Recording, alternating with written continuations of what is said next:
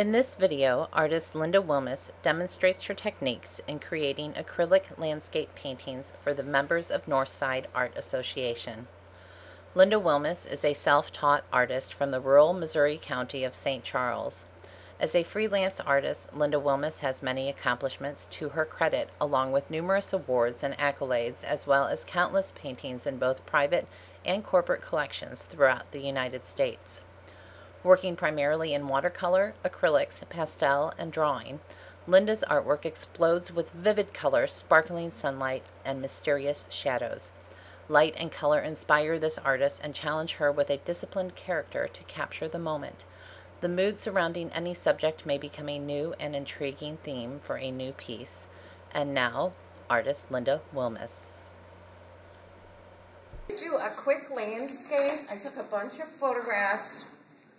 It's just hay bales. I picked a tree off of one, a fence row, but I'm not doing the white fence. I'm going to do a wooden fence because that's kind of tedious and I don't think you need to spend that much time. I'm just going to start painting. I'm going to try to hold my light areas back so I don't get dark color on them because it's very difficult to cover after you get dark paint on a white canvas, okay? So I'm going to just real quick kind of block in some of my lights. It's much better to have some white canvas underneath a bright or light area than a dark color because it's going to show through. Even, you'll see some of my pencil is going to show through too, but that's okay. It's going to get covered. This is going to be the fence row, and I want the sunlight traveling across. I'm just going to mark in a little bit right there, and it's going to be hitting my hay bales. These are round hay bales.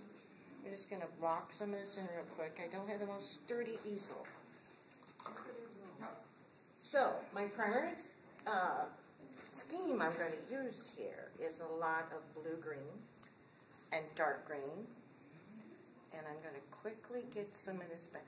I want light against dark. I want to think about that the whole time I'm touching this. So these hay bales are going to be light. So I want some nice dark behind them, and I could probably use a little more red to break that down more so it's not so bright. I'm going to get some of this dark in here. What colors? I use phthalo blue. I've got a green shade and a red shade. I love phthalo blue because I can get rich, rich, rich darks. But then if I use a light yellow, I can get the brightest, lightest green. It's the most versatile. I can get super dark, rich purples. It just does the most of any other blue. A lot of blues are too light. Some of them even have some white in them, which you don't want, because you're not going to get some nice, clean, vivid colors. So we're going to get some of this blocked in. We're going to have a lot of blue-green off in the distance. I'm sorry, did you say phthalo blue, red shade, and green shade? There's a red shade and there's a green shade. I want to make sure that's what Yes. And they work great. They're very, very rich. You can mix a black with them. It's so dark. If you mix a very dark purple with the blue and say cadmium red medium, you can mix a very dark purple, put a little yellow with it, and you've got black. Okay? I'm going to get some. How do I do it? I just can get paint on them so fast. I'm kind of rough. Let's move this one over here. There we go. So I'm going to work on a light and dark pattern and see what this is going to look like.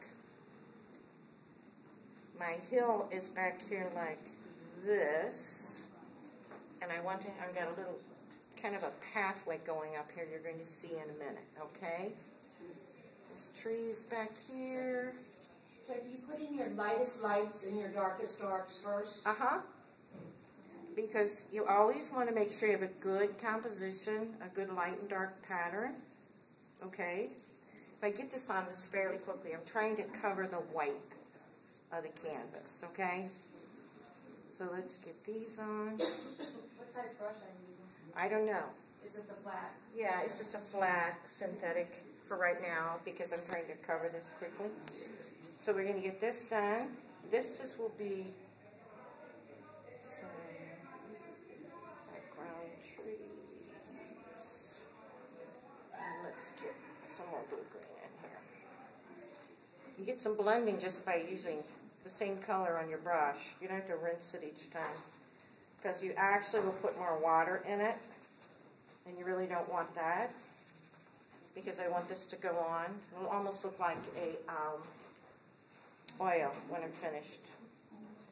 Now I forgot my branches. 1 minute. This, the photographs somewhat, but what I want to paint is a scene I saw when the sun was just super low in the ground, just right above the horizon. And the sunlight was coming through. We had these really rich, beautiful, dark, blue greens, and this orange and yellow-orange sunlight hitting the grass. It was dynamite. So that's what we're going to paint tonight. If all works well. Okay.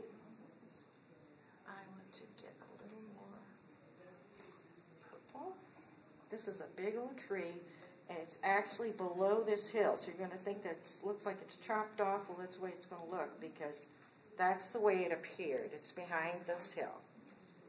So I want to get all of my canvas covered best I can. And we'll get some detail, a little detail. We're not going to do a humongous amount because we don't have time. Usually what I do is when I'm starting a painting, I'll go ahead and mix all my colors, and then, forgot my mist bottle, sorry. I'll thin the colors down with water and block it all in like that, and then I can see a real good light and dark pattern. And I also cover all these little tiny white things that show through on your canvas if you don't get it covered completely. So that's a good idea too. And then by the time I've got all that on and I come back, all that's dry and I can just, it's almost like putting on a second coat. Now let's go to this brush. This is an old fan brush, which I love. It helps me block things in quickly, yet freely. You don't have all that flat stroke or whatever because it covers quickly. This is worn out. It's worn down. It's an old bristle brush. It's not a synthetic. And I'm using more the corner of it. I can control it because I want to avoid fan shapes. I don't want that look. Okay? So that's a good thing. Here comes some of my tree. This is my cool side. My sun's coming from over here. So this will be my cool or shadowed side. All the time you want to keep in mind that light source. So we have a nice balance between warm and cool. The brush is pretty good. You can maneuver it pretty good. It's basically a cool landscape. Okay? I don't know if I'm going to get all this done, but we'll try. We'll try. I'm going to work in some skying up there, so we'll do that in a minute.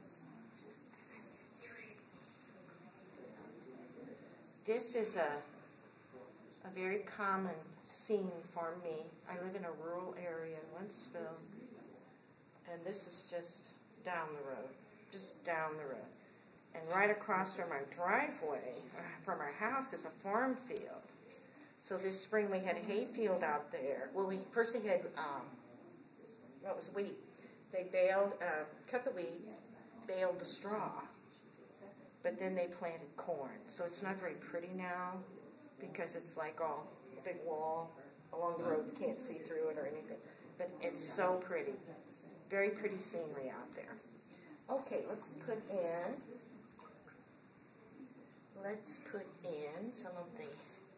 some of our foreground. And once again, I know you like to, it's neat to pull light grass up over things, but I don't want to lose the brightness here. So I'm going to get this bright color on here and light color. And there's going to be some. Did you mix that green? Yes, it's cadmium yellow light and a little bit of the phthalo blue green with the green tint in it. I'm using light, I use most of my light yellow, but I'm using cadmium medium also. But for a real light, bright, I do want the light yellow.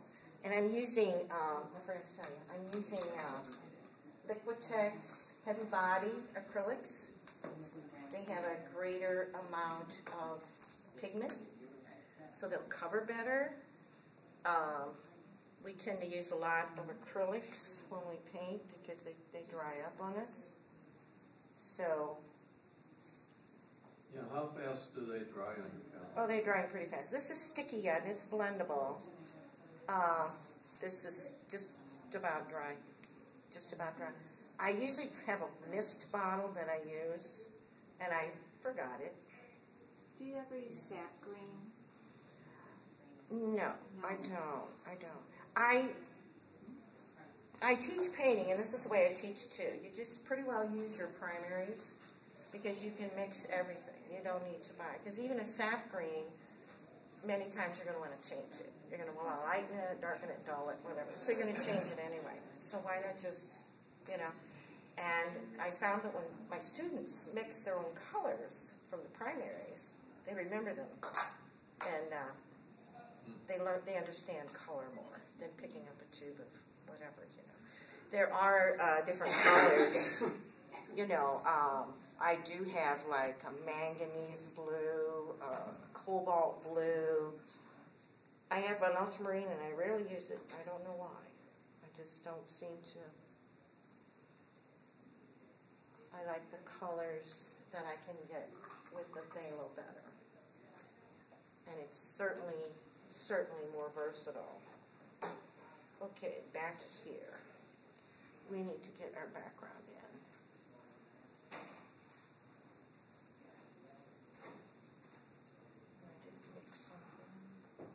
Let's get some light purple, but it's also going to have to be dull, right? If it's way in the background, so I can get some depth in here.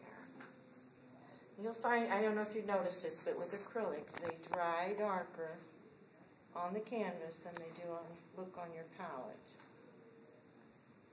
So this is cool back here. That's cool.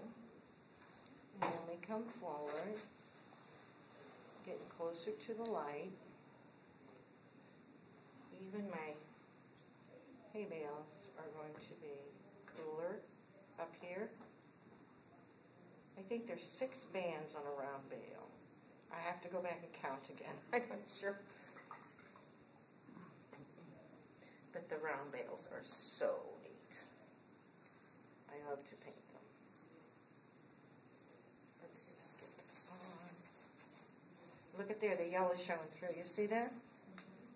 So what's that going to do? It's going to dull it some more, isn't it? But down at the bottom, we've got some sunlight hitting it. So it's going to be a little more, gradually get warmer and warmer and warmer down to where the sunlight and up the slope. Okay. When you go to a dark color, you don't have to rinse your brush every time, but when you're going back to a light, You should, right? I'm going to have the dark end of this veil next to the light of this veil.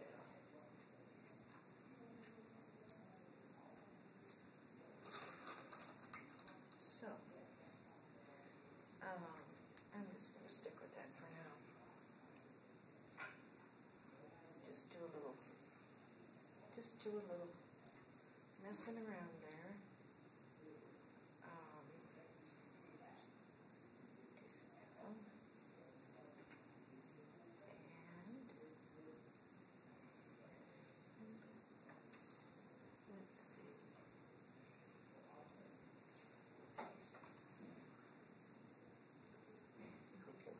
Hopefully look round. Round and round.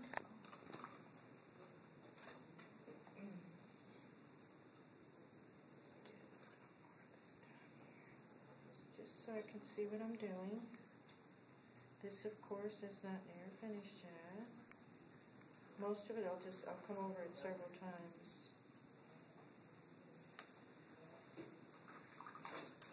When I get finished, I'll show you some glazing, which is really cool.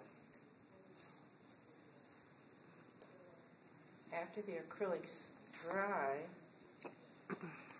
you can put a thin layer of color over it. There's different glazing mediums that you can use. You can use water, but it doesn't work nearly as well. You can mix a little of the glazing, about half and half paint, half medium, and just brush on a coat of it. Like if I wanted to brighten up that fence post, I could come in and put a thin wash of that glaze on here. And when it dries, of course, the glaze is clear, so it disappears. And you see this beautiful glow to your fence post, or whatever you're painting. The posts gradually get warmer and warmer and warmer, and then they kind of start to fade away. So a little orange. That came out green. We'll just do green. Put some green back here. And a little purple to gray that down.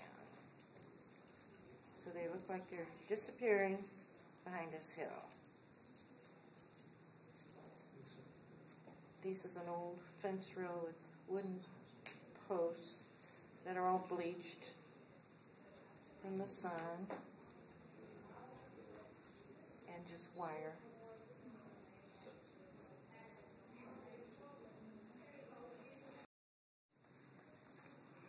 Get this. This is kind of fat here. Let's get some of this off of here. It's always easy to go dark, but once you lose that light, it's very difficult to get it back. Okay, I think I need to work on my sky. And a very distant back line of trees.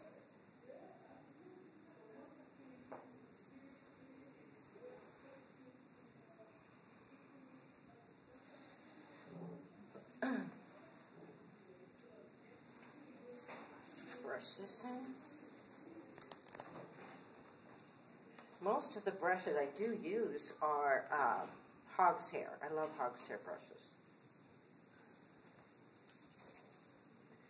because I do kind of a scrubby type of painting sometimes, kind of scumble it.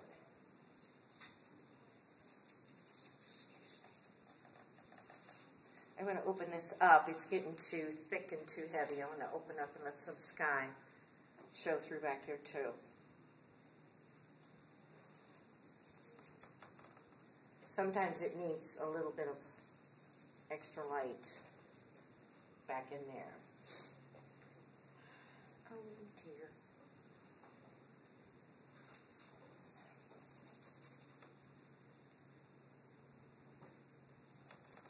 You make a light blue sky, but what colors would you use for that? I'd start with phthalo blue and white. A speck of phthalo blue. Who said that? Who asked that? Nora. Yeah, a speck of phthalo blue. It goes a long ways. It's very dark. See how dark it is? So it doesn't take hardly anything, but it's very rare you use straight blue and white too. Usually there's a little yellow in it or something. Okay? It's a very strong color. A little goes a long ways, but it's very, very beneficial, I think. Now you're going to see this canvas. It's not going to be covered really good, but I'm going to have to work on that some more another time. Let's get some dark in there again.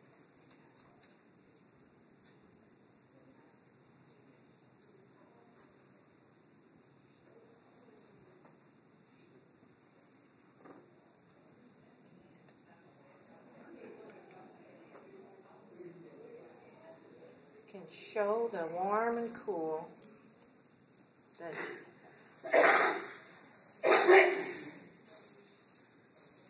not only explain where your light source is, but you need to explain the balance between warm and cool. So this side's lighter. This side's lighter.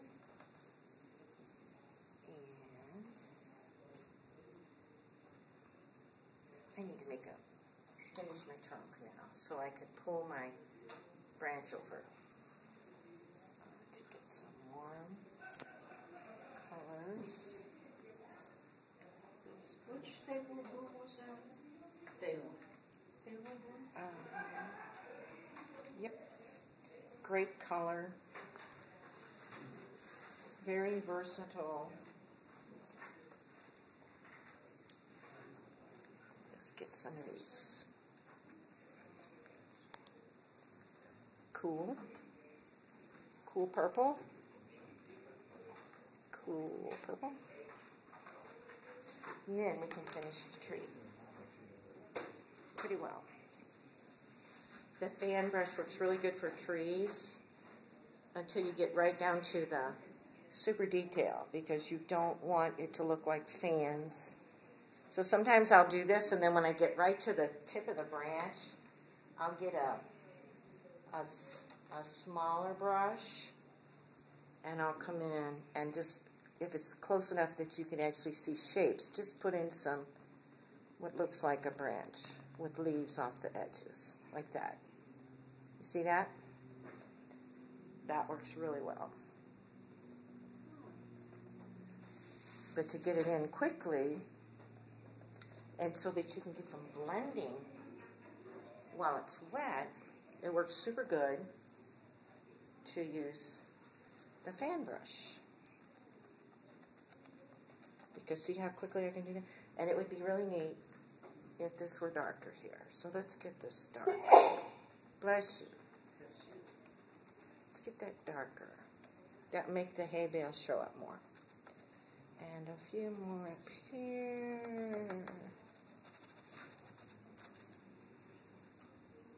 Let's go this way. Off in the distance, bless you, you're not going to see a whole lot of detail, but you're going to see some. Suggested detail more, I would say. Okay, let's quit on that part. So we are going to do our grass. And if here's a post, we're going to have a shadow come down like this. It follows the land. So there's a swoop.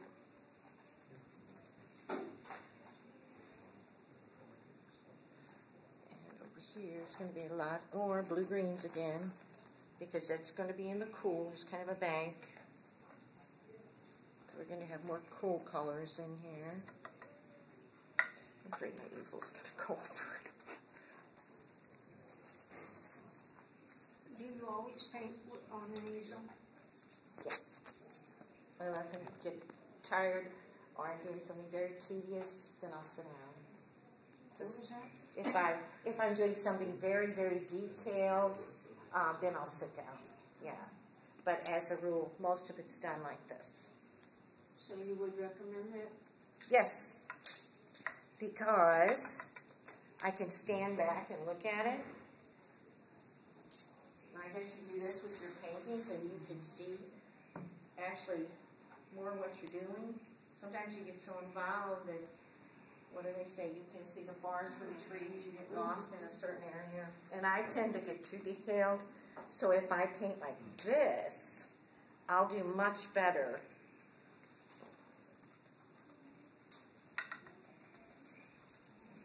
So we're going to go from cool blue-green, you see that? Cool blue-green, and more cool blue-green, into where the sunlight's hitting it. Okay? So then we're getting a little warmer. And I want to tie these two together. So then we're going to come in with a little red violet, which will work back up into the orange. So this is kind of our in between the cool and the warm. That's too monotonous. Let's get rid of that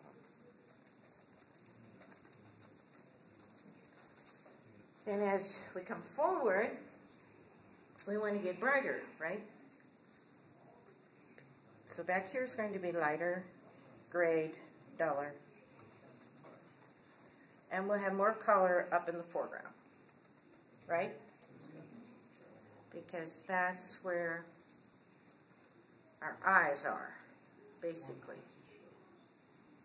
Whoops. That was the end of my hay bale. I painted. What did you say to pull it forward? I want to use... Brighter colors. Oh, brighter. Brighter. I thought you meant some lighter. Brighter.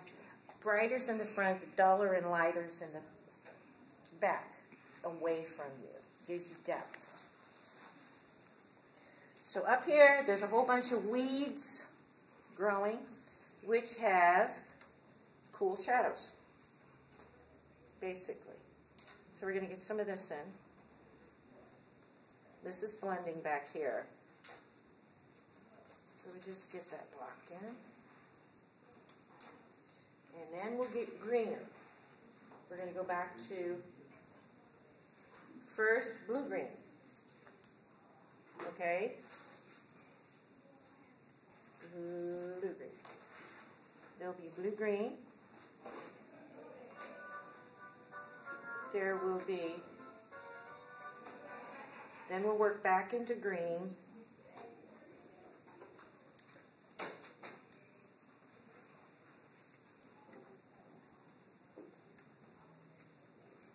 Where the sun's hitting it, it'll get blue, more green, right?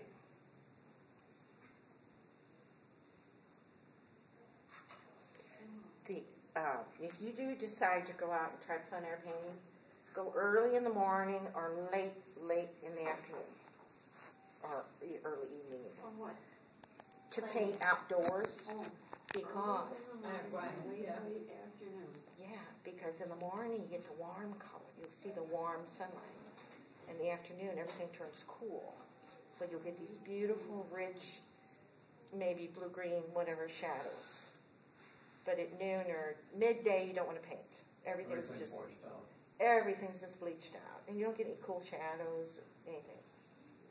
So, just try it. Just try watching the landscape, watching the sky at different times of day, and you'll see what is the prettiest or what looks best to you. Monet. I think it's Monet. Okay. Now we're going to get a little greener, which will be where some of the sunlight's hitting. I'm going to do this with this brush, but then I'll come back with a little detail.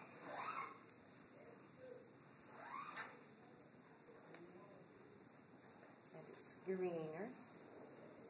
I don't want to play that up too much. because that's going back away from us. A little greener.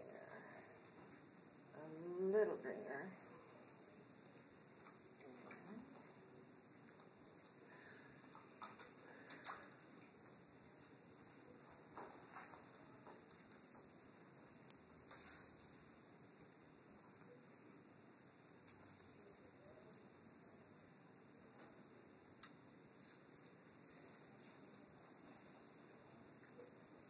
Brighten it up. Brighten it up. This is great for weeds and grass. A fan brush. Just kind of dig it in and flip it up. Now down here I want to get cool. I want the shadows to get cool, so I'm going to hold off with that. And we can put a few here like this. Just some weeds. Just some weeds. When I take pictures, I'll take pictures of what I want to look at, and then I'll just focus on some weeds in front, right in front. If I want to see some detail, if I want to paint it later. See, the fence is out of focus, but the weeds are looking better. See, and there I'm looking in the back. See that?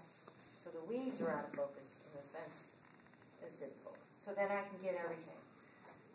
If I want to come back and paint later, you can look at these. Some of these colors are so.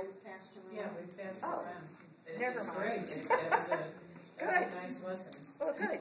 It's fun. It's really a lot of fun. I learned when I was taking pictures of flowers to paint, and I was out there taking pictures, and I was looking down on this and all this, and I got my photographs back, and I was going to take, the close-up of this bulb and the. And some of the leaves, and then I had shadows going this way, and this flower's getting hit up here, and then I found out it doesn't work very well unless you sit and change all the lighting. And when you're concentrating on color and shape and all that, you don't need another thing to. So then I kind of learned to go back and do it right. Get them all with the same light source.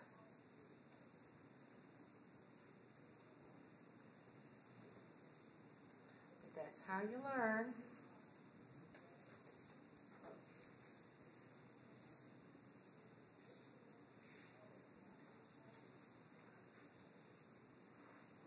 At that back post, let's get some more. See, some of it's drying up on me, but it's not too bad. I always tell people not to mix with their brush. I still do it. Sometimes you get in a hurry and you just can't mess around. And sometimes you can add these little cool things.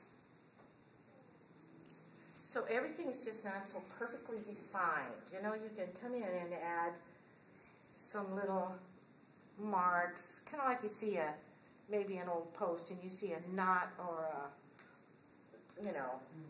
on the wood and it's crooked or whatever. All those little things make it more interesting. They just make it more interesting.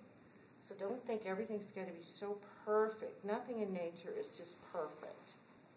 There's all kinds of things going on. So let's go back. Here's a little sunlight. But every leaf's got a shadow.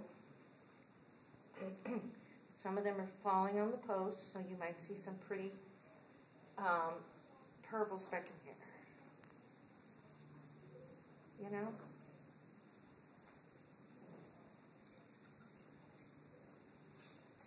All right.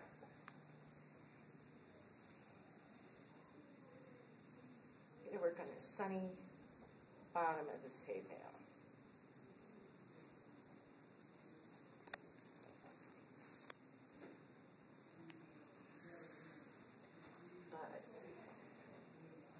This one back here is going to be a lot duller, right? Because he's in the background.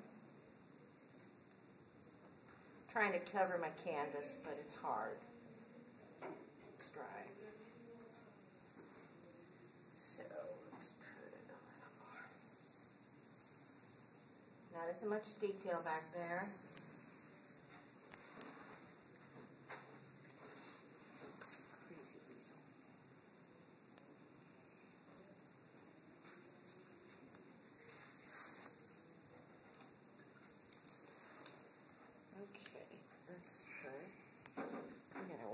a little more. Just a little more. And this, how do I look?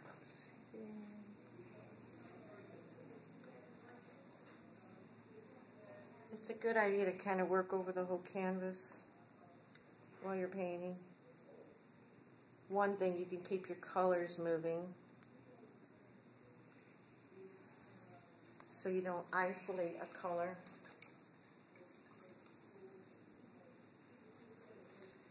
Let's put a little more. We can put some over here. Some more sunlight. Peeking through. Popping through.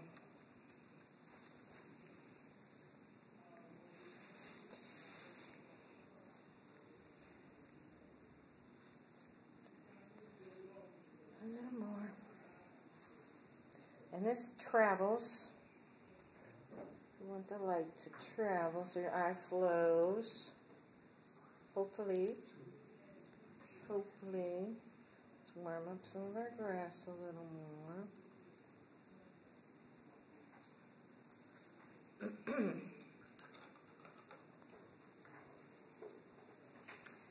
Now,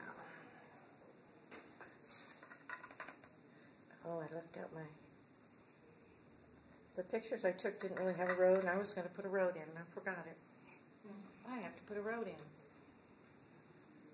Let's see if we can sort of, it's just kind of a path where the tractors go through. If I put this purple over this yellow-green, I'm going to get somewhat of a little path going. And I might have to use some cold skin too. Let's put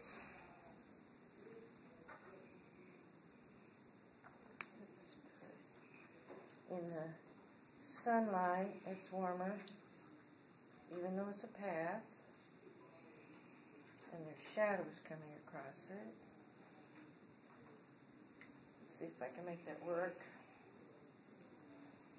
And brighter green, brighter green, brighter green, brighter green.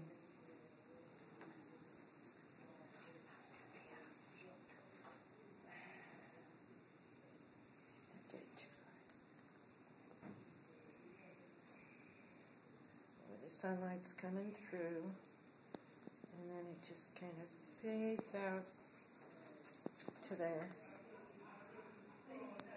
And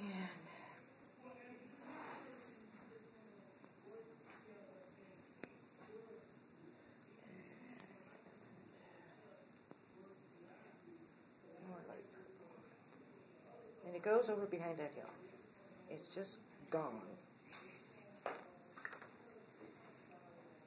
So, now I got to reinforce my shadows again.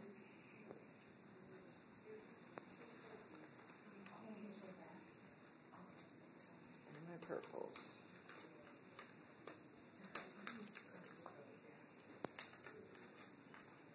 What's it say, 20 after? What do you got left? Lots of time? Yeah, you're good shape. Compared to...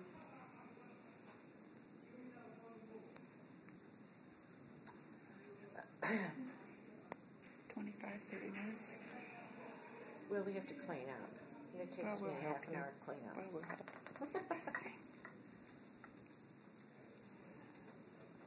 Okay, I'm getting some movement. You see the movement? But I think it would be really neat if I pulled a branch also over here. What do you think of that? Bring it up. Let's get rid of some of this.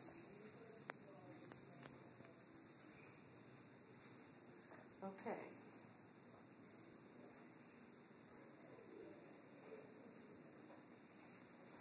How's it look? You think it's going to work? Yeah.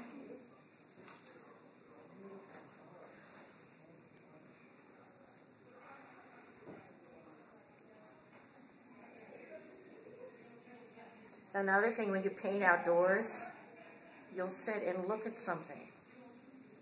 And you'll say, wow, what color, let's see, what color is that? And you'll start looking, and maybe you spend 10, 15 minutes, and then you start seeing another color, because it's changing all the time. The light's changing all the time, and the temperature of the light. Like I said, in the morning it's warmer, as it goes to noon it gets warmer, warmer, hot, hot, and then it starts cooling down again, and then that's when you see the cool colors in the afternoon and evening, and the warm colors in the morning. And the warm colors are yellows, oranges, and reds. And you'll see more purples and blues in the afternoon. And So what do you paint?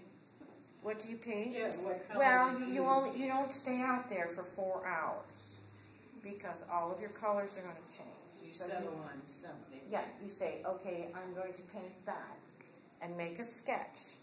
Spend some time making a sketch, and then get the gist of your colors, basically, and start painting. And try to stick with it, because you'll be tempted to keep changing it. But then once you change this, you got to change that, or else it's not going to work. And then you get frustrated. So don't let yourself get to that point. Just stop and come back the next day. Okay? And you will see some beautiful things going on. And it takes a little time to, darn it, look at that mess. But kind of to get the hang of it, and pick simple things. Don't try to do a whole panoramic thing, okay? Because you're not going to get it done. Pick something simple and stick with it till you're happy with it, and then try another subject.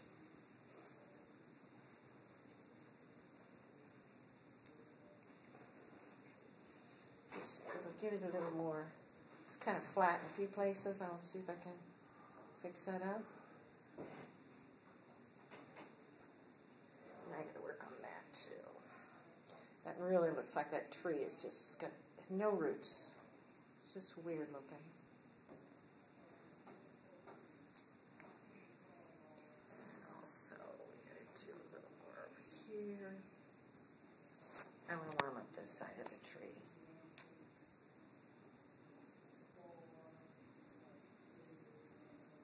This is a warm green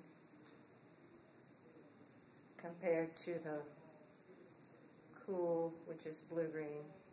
Get that covered.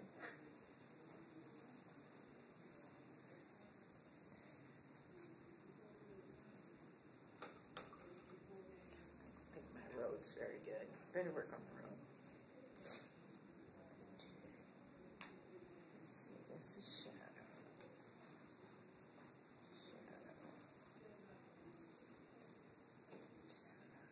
I just want to see a hint of a trail going back there.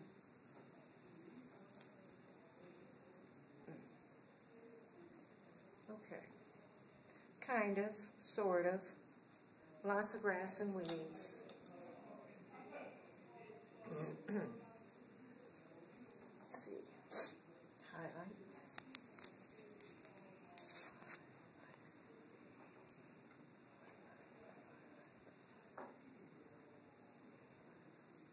That might be enough. I think. Let's see.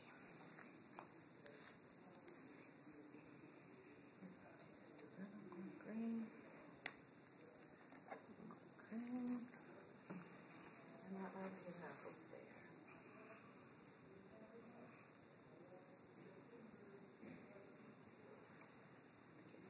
The green going up into the shadows. Linda, Yes? are those 4 paintings on the side there all acrylics? Yes. Yes, they are. I thought they were. I haven't done an oil in so long I can't remember. Well, that's interesting because 30, 40 years ago, almost every member of this club did oils. I know. That was the medium. There was only a few of us watercolors. And now, you get mostly watercolor? Yes. Do you? Yeah. If you plein air? I would say the trend has been more and more in the last, say, 20 years. Oh, yeah.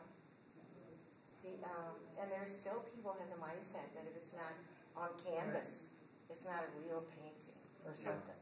It's on paper or whatever. So it's just funny. I know a lot, acrylics started coming out in the 60s, late 60s, late 60s. Mm-hmm. And there was several people who actually had problems with turpentine and oils bothering their skin or their sinuses or what have you. And those are the ones that really took to the acrylics. And acrylics, it's so neat because when you finish, you can't really feel them. You can't feel that buildup like you do with oils, because oils will even you'll see the strokes, your paint strokes, but you can't with acrylics. You can't you? Because there was a fellow, Ed Menges, that taught at Low Valley, and he had a sideline working for the, I forgot what company it was that came out with acrylics. And he built up lots of textures. Well, yeah, you can, but I mean, using a brush, if you use a brush into an acrylic painting, and you do the same painting over here with oils, you'll see buildups. And if you look at it with the light hitting it, you'll see strokes. Yeah, but you don't with an acrylic. That's what I meant. Yeah, there's tons of textures with acrylics. Beautiful things you can do.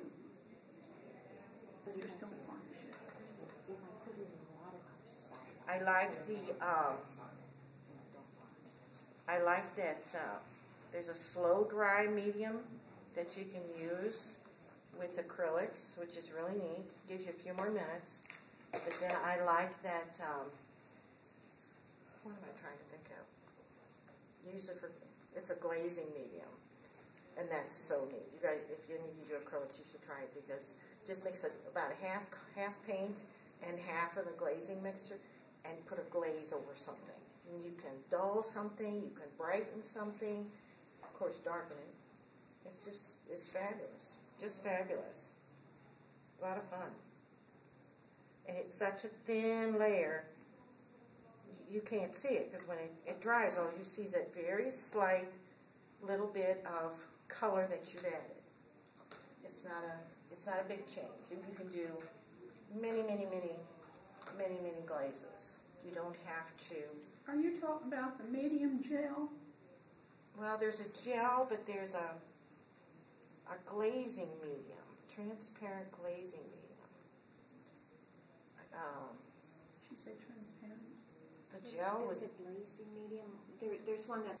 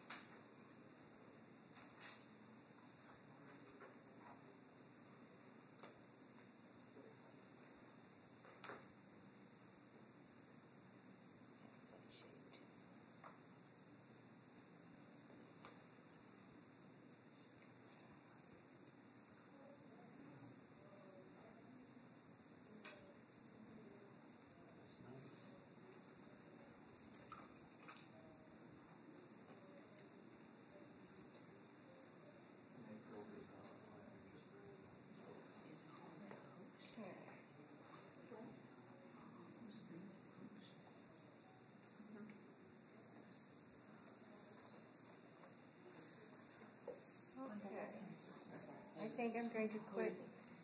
I think I better something on the left hand. What time is it? 8:30. See, there's a glare. All I see is the light shining. You're going to need to wrap up in about 5 minutes or so? I'm wrapping. All right. I'm wrapping. I think I'm finished. Enough you can see what I'm trying to do, I think. But that's about it.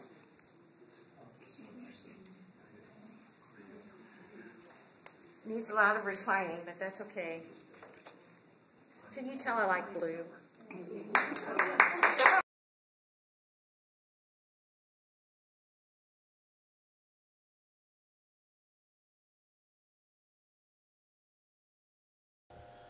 Northside Art Association is a nonprofit arts organization focused in Florissant, Missouri that serves local artists through community exposure, networking, education, and peer interaction.